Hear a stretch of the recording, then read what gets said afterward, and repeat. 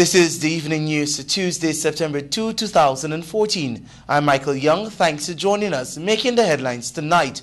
Guyana Post Office Training Center robbed millions in broad daylight. Cuyuni murder accused remanded after police launched manhunt. Guyana to get $9.27 billion from the EU. More fogging exercises planned as chikungunya spreads near and far. And how does a maintenance clerk buy a Lexus? It's now time for the news in detail. The Guyana Post Office Corporation has once again been attacked as armed bandits targeted the postal company's training center located on the corner of Carmichael and Lamaha Streets, Georgetown. Details in this report.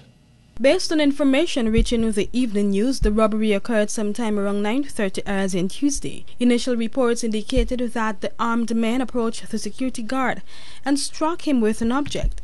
The men proceeded into the building where they held up staff and relieved them of approximately $4 million before making good their escape. The stolen cash was money to be used for the payment of old age pension. Police were summoned and are conducting investigations. The security guard, who is attached to the Sentinel Security Services, was taken to seek medical attention for his injury and has been hospitalized. However, when contacted, Postmaster General Henry Dundas said that the incident is being investigated by both the police and the GPO. Dundas could not confirm how much money was stolen, since they are still auditing the amount missing. He refused to divulge any further information on the robbery since investigations are still ongoing, and he is yet to receive a full report on what transpired earlier in the day. The Postmaster General noted that he is concerned about the frequency of such attacks on the corporation. He disclosed that following the incident on Tuesday, he had engaged the heads of department in a meeting where they discussed implementation of additional security measures to prevent such reoccurrence in the future. After a manhunt was launched by the police force for Colin O'Neill Blair, he was apprehended today and charged with murder when he appeared before Magistrate Judy Lashman in the Georgetown Magistrates Court. It was alleged that on June 18, 2013, at Far Bagdam Cuyuni River, Blair murdered Roy Stone Sylvester Greenwich, also known as Roy, in the furtherance of a robbery. Blair was not required to plead since the matter was deemed indictable. According to information received, on the day in question, Blair attacked the deceased with a wood, dealing him several lashes to the head. Greenwich succumbed to his injuries days after. Blair was remanded to prison and is set to return to court on September 10, 2014. As investigations by the Guyana Revenue Authority continue, revelations made so far beg the question, how does a maintenance clerk afford two luxury Lexus SUVs? Were they bought by simply using his status as a remigrant so that the vehicles could be imported to Guyana and duty-free concessions had? Who really benefited? Details in this report.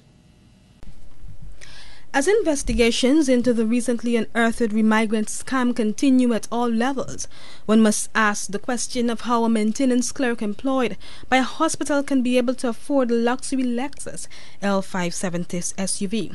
The main parties in the investigation, Narantandio and Garbasi Brinchnanan, resided in the United States for an unknown number of years before they took a decision to pack up shop and return to the local shores. In doing so, they took advantage of a current program being carried out by the government, that is, the Remigrant Scheme. Under the said scheme, the couple was entitled to duty-free concessions and other fringe benefits afforded to Guyanese returning home. It is easily discernible that the common man will look to take advantage of the program and transport all of his belongings back to Guyana with the intention of living there. Autotrader.com puts the price of the SUV at US $92,050, which is just about Guyana $18.4 million, which will mean that both vehicles cost a whopping $36.8 million. When this newscast spoke to Brinchnanan over the weekend, he had said that he got the vehicles for free. While this is the crux of the ongoing investigation, it is known that Glenn Lal, owner and publisher of the Kaiser News, and his wife Bina were the ones driving the vehicles. Meanwhile, the GRA has said that investigations are continuing at full throttle and it intends to solve the mystery. If you have a news tip or news story you would like our news team to follow, message or WhatsApp us on telephone numbers 680-9630 or 600-3117. You can also call us at our office on 231-0382 or 226-2102 or 223-7230, or you can call 223-7231. You're watching the evening news. More news after these messages.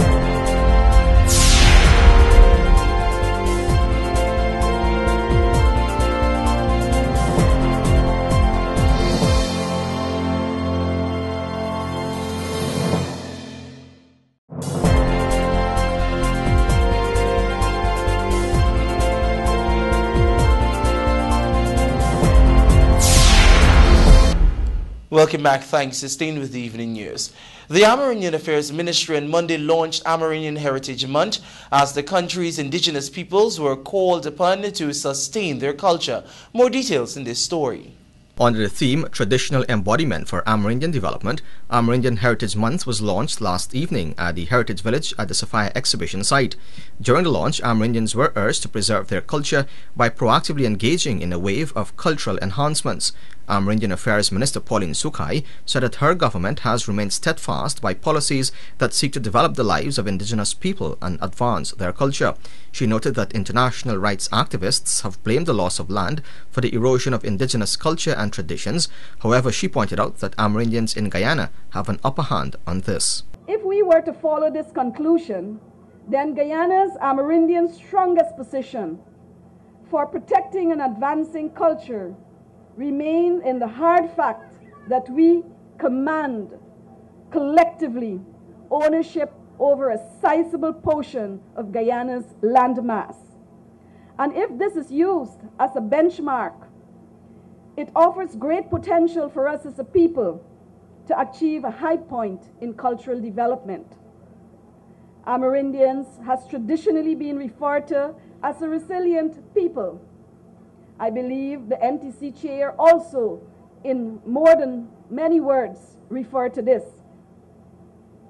Here is the basis from which we must launch into rediscovering this characteristic so that we can move ourselves forward with greater zeal and reestablish our strong presence and positions in all sectors of this country. The chairman of the National Tushao Council spoke about the vast transformation and developments happening in Amerindian communities across the country. He noted that Amerindians always stood together in face of many challenges, and he called on them to continue working together for their betterment while at the same time being proud of their culture and heritage. We need to be proud of our culture, we need to be proud of our nation, we need to be proud of our achievement, and we must be proud of our dreams. And this can only take place if we continue to respect one another, work together. So at tonight's proceeding, I'm calling on all political parties, I'm calling on all Guyanese, whether you are an individual, whether you are an organization, whether you are what, is that we need to put our differences behind us for the sake and the betterment of our country. During the launching ceremony, there were cultural presentations by various groups, including the Masakaneri, Moraikubai, Waramuri, Surama, and Wayaka. The launching of Heritage Month saw Amerindians from across Guyana putting their arts, craft, food, and many more items on display. The exhibition begins today and will run until Saturday from 10 hours daily. There will be cultural presentation every evening.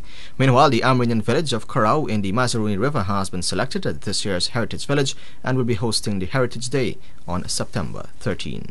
The European Union has signed off £339 million in developmental programs for 21 ACP countries, with Guyana receiving $34 million. On Tuesday, the European Commissioner for Development and country representatives from 21 African, Caribbean and Pacific countries co-signed the national indicative programs under the 11th European Development Fund in Apaya. The approved £339 million will be utilized for developmental programs during the period 2014 to 2020. Foreign Affairs Minister Carlin Rodrigues-Burkett signed on behalf of the government of Guyana during the ceremony, which took place in the margins of the UN 3rd International Conference on Small Island Developing States. Guyana's allocation of £34 million will be channeled towards climate change adaptation and disaster risk management and reduction, which includes sea defenses. Antigua and Barbuda, Trinidad and Tobago, Barbados, St. Vincent and the Grenadines, Dominica, Grenada, St. Kitts and Nevis, Jamaica and St. Lucia were among the other Caribbean countries that signed the agreement, in addition to 10 Pacific territories.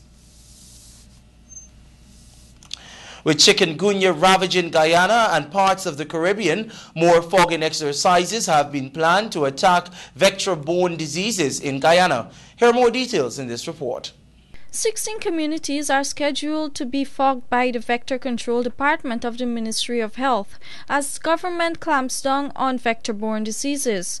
Communities that are targeted for tomorrow's exercise include Kingston, Commonsburg, Lazytown, Albertown, Borda, and Queenstown. Other communities on the edges of Georgetown include Bel Air, Lamaha Gardens, Kitty, Prashadnagar, and Sobrianville. The number of persons infected with chikungunya had reached a total of 580. This vector-borne disease causes flu-like symptoms along with joint pains. Anyone with these symptoms is advised to visit the nearest health facility. Liana Hopkinson, age 18, of Lot 179 William Street, Kitty, was today charged with 3 offences when she appeared at the Georgetown Magistrates Courts before Magistrate Judy Latchman. Hopkinson was charged separately for unlawful assault, assault causing actual bodily harm, and abusive language. She was granted $95,000 bail altogether for the 3 charges. She is to return to court on September 10, 2014. More news still ahead. This is the Evening News.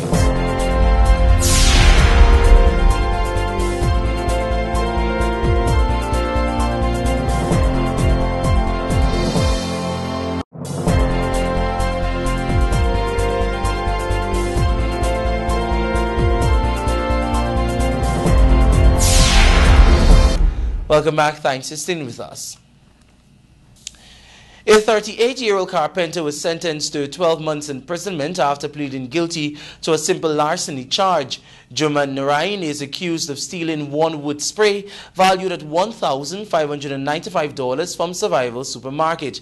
According to the facts of the matter, on the day in question, Narain entered the store and was seen by the security guard picking up the wood spray and putting it in his pocket. The security confronted him when he exited the supermarket and told him of the offense, after which the police came and arrested him. In Narain's defense, he told the court that he was drunk and was not fully aware of his actions. With this, police prosecutor Michael Grant said that the article is at the police station. He was then sentenced to 12 months imprisonment. More concessions are in store for miners, as we hear in this Svetlana Marshall report. Ghana Coal and Diamond Miners Association President Patrick Hardin disclosed during a recent interview with the Evening News that the Ghana Revenue Authority will soon grant major suppliers within the mining industry concessions for a list of equipment. We've asked for a list of items that on the GRA regulations are duty-free.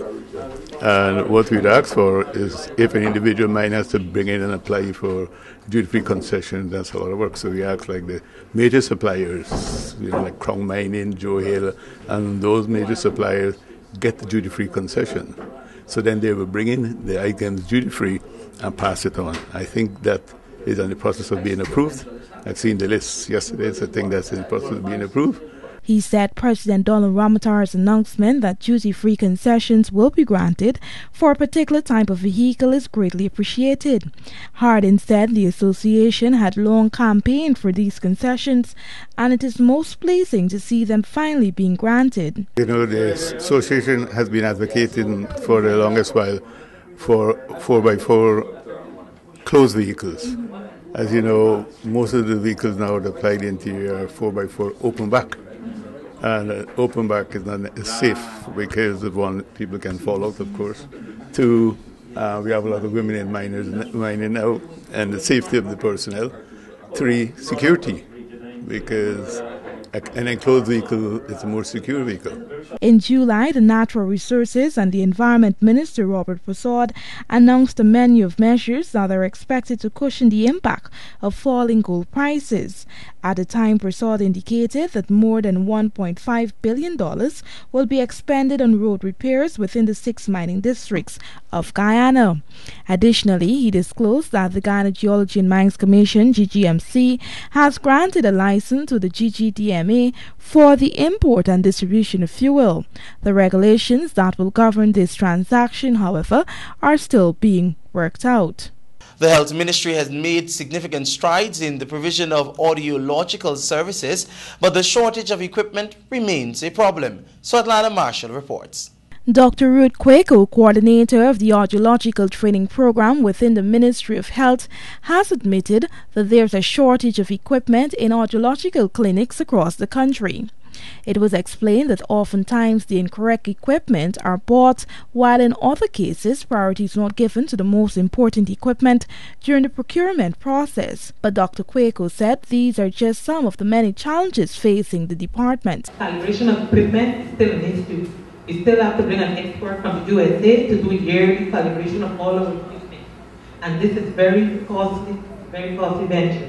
It is hoped that very soon a Guyanese will be identified to go for calibration training, and tools for calibration will be procured so that this process will not be so tedious.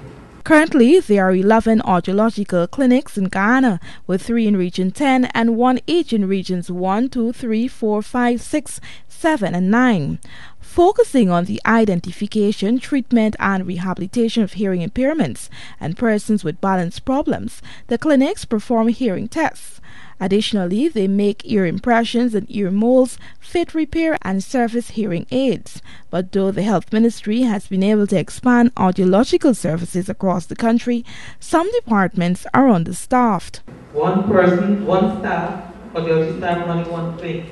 The far-flung regions are at a disadvantage in terms of getting ear impressions and ear molds done and from Georgetown, and batteries up to the regions, but we're working on that.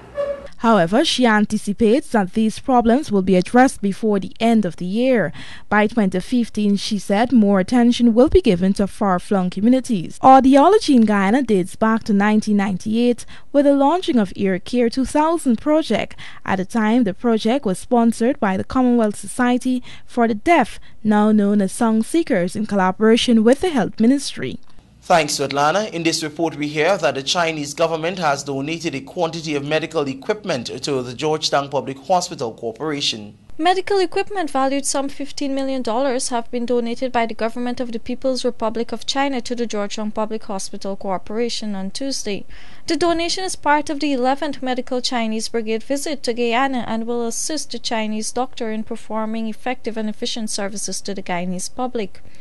Receiving the equipment, Health Minister Dr. Barry Ramsaran said that this is an indication of the strong and ongoing relationship between the two countries. He noted that the equipment will go a long way in improving the services provided to Guyanese. Not only must we have skills and brain power, but we have to have the equipment, and good equipment.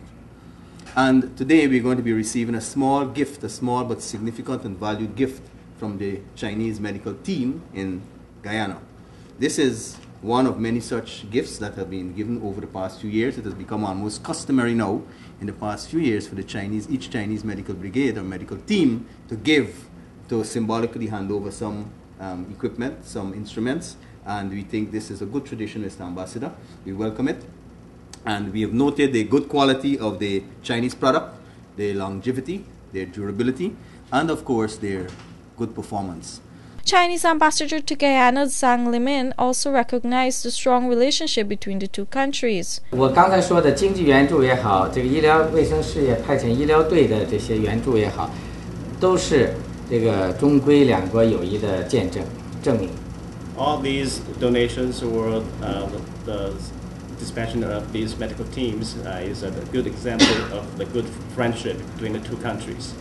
我相信，第11期我们医疗队的全体队员也会像以前一样，继续为当地医患者服务好。I believe that the team members of this 11th Brigade will do their best to serve Guyanese people. Meanwhile, Director of Medical and Professional Services of the GPHC, Dr. Sheikh Amir, noted that over the years the size of the Chinese delegation has increased. He pointed out that the equipment donated cover areas beyond what the doctors in the Chinese brigade are specialized in.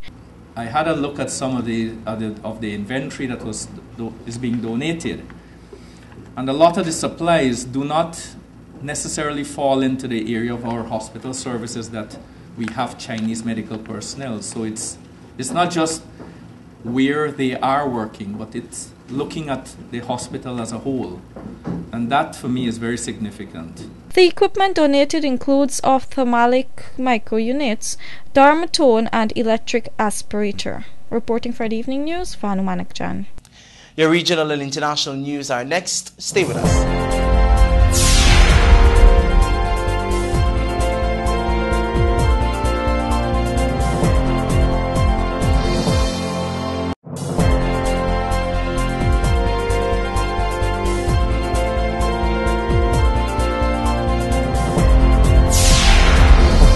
Welcome back. Thanks for staying with the Evening News. Let's take a look at what's happening in our neck of the woods and the wider world. Regionally, Grenada has signed a memorandum of understanding with the United States to support the island's efforts to transition towards renewable energy while reducing reliance on imported fossil fuels. Grenada's Prime Minister Dr. Keith Mitchell, who is attending the International Conference of Small Island Developing States in Soma, said that this was a major partnership between Grenada and the United States to help the transformation of Grenada's energy sector. Now, internationally, colorful floats, elaborate costumes, politicians and merrymakers filled the streets on Monday for the annual West Indian Day Parade, a Caribbean celebration and political C and B scene event that was marred by a fatal shooting nearby before the official festivities got underway. The parade, one of the city's largest, has been scarred by violence in recent years. Hours before the parade stepped off, a career criminal who had recently been paroled opened fire on a crowd of people who had already begun parade festivities in Brooklyn. Police Commissioner William Barton said a 55-year-old man was killed and the suspect was taken into custody. Last year, 2 people were fatally stabbed at the parade and a man was shot to death in 2011. The mayor defended the importance of the parade despite the violence that has often surrounded it. It's now time for a look at your bridge reports. The Demerara Harbour Bridge is expected to be closed from 11 hours on Wednesday, September 3, 2014, for a period of 1.5 hours. The Berbice River Bridge is expected to be closed from 10 hours 15 on Wednesday, September 3, 2014, for a period of 1.5 hours. Join us on the other side of the break for your sport news.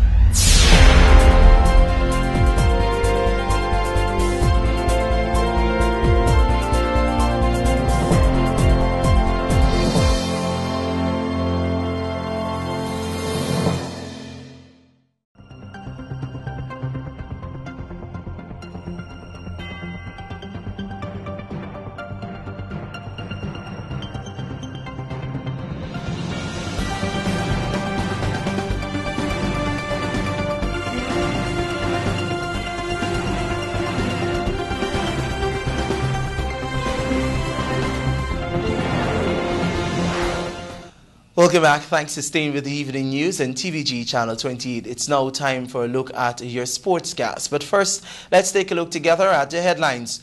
Golden Jaguars swing into action tomorrow. Berbice Cricket Board kickstarts 75th anniversary celebrations. Chandrapal hits big ton against Bangladesh. And India beat England to win series. Our sportscast is sponsored with the kind compliments of Macor. We believe that everything worth building should be built just once. But that is why we build on culture, on trust, on integrity. We exist to do more, better, faster, safer. Your success depends on the foundation it's built on. Everything we do is meant to move you forward. Macor, let's build Guyana together. It's now time for a look at the sport in detail.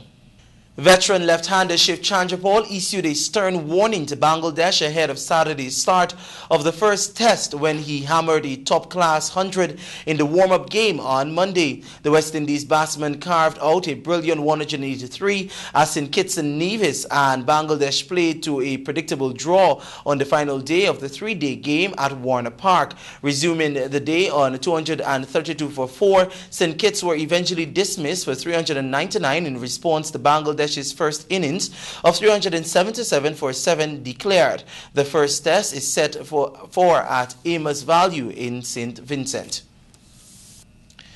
President Donald Ramotar and Sports Minister Dr. Frank Anthony have hailed the contribution of Berbice cricket to the development of the game at the national level. Politicians were speaking at the ceremony to usher in the Berbice Cricket Board's 75th anniversary celebrations on Sunday night. Avinash Ramzan filed this report.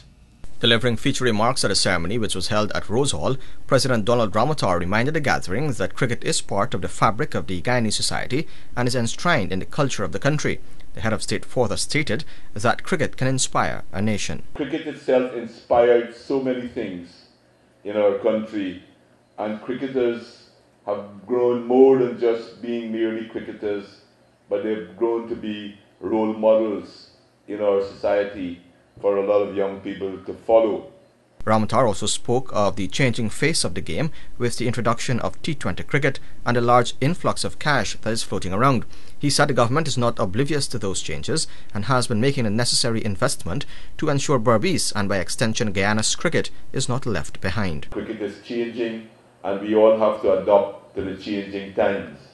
And that is why we have been investing in cricket in the region. The lights that were established in Albion was to ensure that this area, which has shown such great potential in producing top-class cricketers, that they will also be ready to produce top-class cricketers for this form of the game, which clearly shows that it is here to stay. And I must mention that you have had lights installed here at the Albion Sports Club before some countries in the Caribbean, including big countries like Jamaica. Sport Minister Dr. Frank Anthony, in congratulating the Berbice Cricket Board on the important milestone, said all Berbicians should be proud of the county's cricketing history. You in Berbice, you have a lot to be proud of, the heroes of Berbice. A lot was mentioned, Rohan Kanai, Ivan Madre, Basil Butcher, and so forth. You have a lot of heroes. And I was saying, when I was looking at the little exhibition that you have at the back, that perhaps we also need to think about some of the mentors of these heroes that we have. And one of the names that perhaps, I don't know how many of you know this name, Johnny Tika Singh, who was a mentor to people like Ivan Madre, and he spoke about his mentorship in some of the interviews that he did. And I think we need also to look at those persons. The ceremony kick-started a month-long celebration to observe the 75th anniversary. At Sunday's ceremony, the county's 11 Test cricketers, along with past and present administrators. India set England to a humiliating 9-wicket defeat to win the 4th One-Day International and clinch the 5-match series 3-0. Set only 207 to win, Ajinkya Rahane made 106 and Shikhar Dhawan 97 not out as India won the 117 balls to spare. England never recovered from the slumping to 23 for 3 after being asked to bat. Only Moeen Ali, who made 67 from 52 deliveries, showed any sort of fluency, and England's 206 all-out always looked way short of being competitive. After a 2-year hiatus, the Golden Jaguars, Guyana's senior national men's football team, will swing into action tomorrow in the Caribbean Cup qualifiers in St. Kitts. Details from Avinash Ramzan. The Golden Jaguars last played as a unit on November 16, 2012, losing 2-1 to Grenada. Since then, the team has been dormant as a power struggle at the administrative level of the game meant that little or no football was being played. In fact, the team was only recently selected and has been completely revamped with strictly locally based players making up the travelling contingent for the 3 games in St. Kitts. The Guyanese, drawn in Group 6, are down to face Dominique on Wednesday, St. Lucia 2 days later, and St. Kitts and Nevis on Sunday. The squad includes 2 goalkeepers, 6 defenders, 5 midfielders and 5 forwards. Defender Walter Moore is the most experienced player in the squad, having previously represented Guyana at the highest level. The squad is Oswald Cornett and Derville Stewart, the goalkeepers, Stefan Ramsey, Walter Moore, Quincy Adams, Adrian Adonis, Joshua Brown and Trevon Litchcott, the defenders, UC Phillips, Jahal Graves, Ian Allen, Mark Jalu and Jamal Harvey, the midfielders, Delwyn Fraser, Delroy Fraser, Shaquille Agard, Clarence Huggins and William Europe are the forwards. The management team comprises manager Carlos Bernard, the head coach Denzel Thompson, physical trainer Jermaine Craig, assistant coach Dwayne Bob and the physiotherapist Lucretia Abiola Blair. Currently, Guyana is ranked 153 in the world, and a good showing over the next 5 days will guarantee a move up the rankings. Thanks, Avinash. That has brought us to the end of the evening news for today, Tuesday, September 2, 2014. Please remember to get a copy of tomorrow's edition of the Guyana Times for details of these stories and others. I'm Michael Young. Thank you very much for joining us. Do have a good night. Goodbye.